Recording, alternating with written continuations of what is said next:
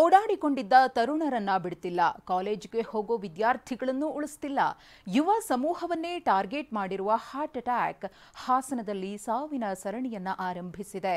ಇದರ ನಡುವೆ ಪಾಠ ಮಾಡುವಾಗಲೇ ಶಿಕ್ಷಕ ಕೂಡ ಹೃದಯಾಘಾತಕ್ಕೆ ಬಲಿಯಾಗಿದ್ದಾರೆ.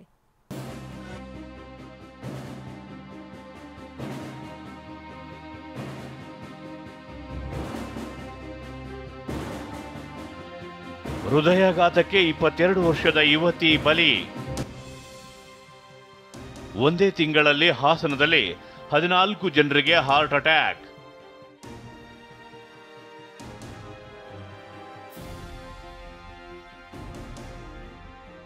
ಹಾಸನ ಜಿಲ್ಲೆಯಲ್ಲಿ ಹೃದಯಾಘಾತದ ಸರಣಿ ಮುಂದುವರೆದಿದೆ.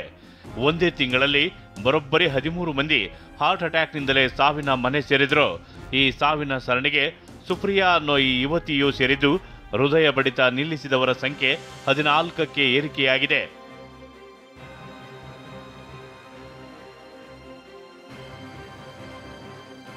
ಹೊಳೆನರಸೀಪುರ ತಾಲೂಕಿನ ಕಟ್ಟಳ್ಳಿ ಗ್ರಾಮದ ಸುಪ್ರಿಯಾ ಓದುತ್ತಲೇ ಬೆಂಗಳೂರಿನಲ್ಲಿ ಕೆಲಸ ಮಾಡಿಕೊಂಡಿದ್ಲು. ನಿನ್ನೆ ಮನೆಯಲ್ಲಿದ್ದಾಗ ಏಕಾಏಕಿ ಎದೆನೋವು ಕಾಣಿಸಿಕೊಂಡಿದೆ. ಕುಸಿದು ಬಿದ್ದಿದ್ದ ಸುಪ್ರಿಯಾರನ್ನ ಆಸ್ಪತ್ರೆಗೆ ಸೇರಿಸಿದರೂ ಬದುಕುಳಿದಿಲ್ಲ. ಅಷ್ಟಕ್ಕೂ ಹಾಸನದಲ್ಲಿ ಕಳೆದ 1 ತಿಂಗಳಲ್ಲಿ ಹೃದಯಾಘಾತಕ್ಕೆ ಬಲಿಯಾದವರು ಯಾರ್ಯಾರು ಅನ್ನೋದನ್ನ ನೋಡಿದ್ರೆ, ಮೇ 20ರಂದು ಅರಕಲಗೂಡು ತಾಲೂಕಿನ ಅಭಿಷೇಕ್ ಬೆಂಗಳೂರಿನಲ್ಲಿ ಉಸಿರು ನಿಲ್ಲಿಸಿದ್ರೆ, ಅದೇ ದಿನ ಹೊಳೆನರಸೀಪುರದ 20 ವರ್ಷದ ವಿದ್ಯಾರ್ಥಿನಿ ಸಂಧ್ಯಾ ಬಲಿಯಾಗಿದ್ರು. ಮೇ 28ರಂದು ಕವನ ಉಸಿರು ನಿಲ್ಲಿಸಿದ್ರು. ಇನ್ನು ಜೂನ್ 11ರಂದು ನಿಶಾಂತ್, ಜೂನ್ 12ರಂದು ನಾಗಪ್ಪ, ಅದೇ ದಿನ ನೀಲ್ಕಂಠಪ್ಪ ಕೂಡ ಸಾವಿನ ಮನೆ ಸೇರಿದ್ರು. ಜೂನ್ 13ರಂದು ದೇವರಾಜ್, ಅಂದೆ ಸತೀಶ್ ಅನ್ನೋರು ಜೀವ ಬಿಟ್ಟಿದ್ರು. ಜೂನ್ 14ರಂದು ಕಾಂತರಾಜು ಬಲಿಯಾಗಿದ್ರು. ಜೂನ್ 18ರಂದು ನವೀನ್, ಜೂನ್ 21ರಂದು ನಿಷಾದ್ ಅಹಮದ್ ಮತ್ತು ಚೇತನ್ ಹೃದಯಾಘಾತದಿಂದ ಉಸಿರು ನಿಲ್ಲಿಸಿದ್ದಾರೆ. ಪಾಠ ಮಾಡುವಾಗಲೇ ಶಿಕ್ಷಕನಿಗೆ ಹೃದಯಾಘಾತ.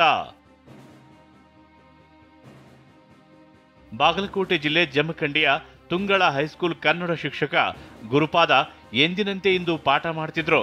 49 ವರ್ಷದ ಶಿಕ್ಷಕನಿಗೆ ಹೃದಯಾಘಾತವಾಗಿದ್ದು, ರಬಕವಿ ಬನಹಟ್ಟಿ ತಾಲೂಕಿನ ನಾವಲಗಿ ಗ್ರಾಮದ ಗುರುಪಾದ ಹಿಪ್ಪರಗಿ ಅಲ್ಲೇ ಪ್ರಾಣ ಬಿಟ್ಟಿದ್ದಾರೆ.